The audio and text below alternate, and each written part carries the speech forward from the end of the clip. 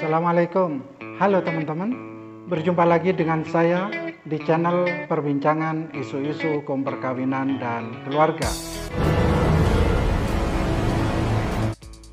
Video kali ini saya akan menjelaskan tentang wali nikah penyandang disabilitas atau wali nikah difabel. Apakah wali nikah penyandang disabilitas atau difabel bisa menjadi wali nikah?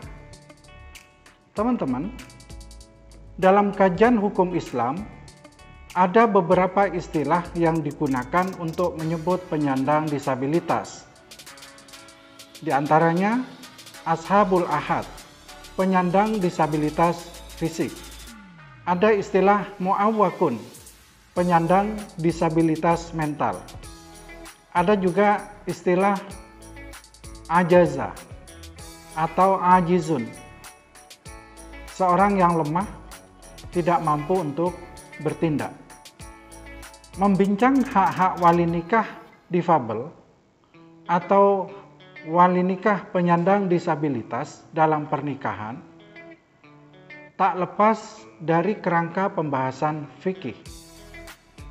Dalam pembahasan fikih klasik, perlakuan terhadap penyandang disabilitas menitikberatkan pada pemberian dispensasi atau rukhsah ketika ia mau melaksanakan ibadah tertentu. Pendekatan seperti ini hanya menyentuh aspek kewajiban penyandang disabilitas sebagai mukallaf, tetapi pada sisi yang lain menafikan hak-hak mereka sebagai manusia. Karena prosesi pernikahan tidak bisa keluar dari kerangka fikih, tentu para pihak yang terlibat dalam perbuatan hukum tersebut menentukan sah tidaknya pernikahan itu sendiri. Setiap orang yang melakukan perbuatan hukum tersebut terikat dengan beberapa persyaratan, sehingga ia haruslah subjek hukum yang memenuhi persyaratan itu.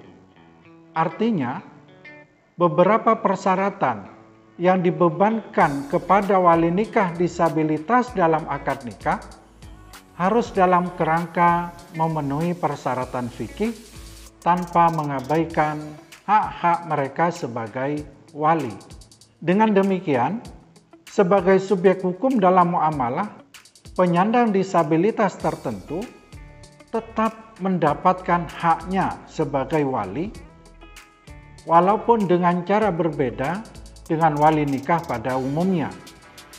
Dalam hal ini, penyandang disabilitas fisik, disabilitas netra, rungu, dan atau wicara hanya perlu fasilitas atau alat bantu yang dapat memudahkan dalam melakukan aktivitas atau transaksi. Namun, untuk penyandang disabilitas berat yang permanen, haknya sebagai wali bergeser pada urutan wali berikutnya. Teman-teman, mayoritas praktik pernikahan dengan wali nikah disabilitas di kalangan penghulu KUA menyimpan dari rumusan kompilasi hukum Islam sebagaimana disebutkan dalam pasal 22, apabila wali nikah yang paling berhak urutannya tidak memenuhi syarat sebagai wali nikah atau oleh karena wali itu menderita tunawicara, tunarungu, atau sudah uzur, hak menjadi wali bergeser kepada wali nikah yang lain menurut derajat berikutnya. Rumusan pasal 22 KHI ini sangat jelas mengabaikan dan meniadakan hak wali penyandang disabilitas dalam pernikahan. Tentu saja, apa yang sudah dilakukan oleh penghulu dalam memperlakukan penyandang disabilitas dalam akad nikah memiliki sandaran hukum tidak hanya pada perspektif penguatan HAM, tetapi juga merujuk pada kitab-kitab fikih klasik. Di antara rujukan yang digunakan oleh para penghulu dalam memperlakukan wali nikah penyandang disabilitas sebagaimana disebutkan dalam salah satu kitab Al-Iqna, bahwa wali nikah yang bisu, sementara ia bisa memberikan bahasa isyarat yang dapat dimengerti, maka ia bisa menjadi wali nikah.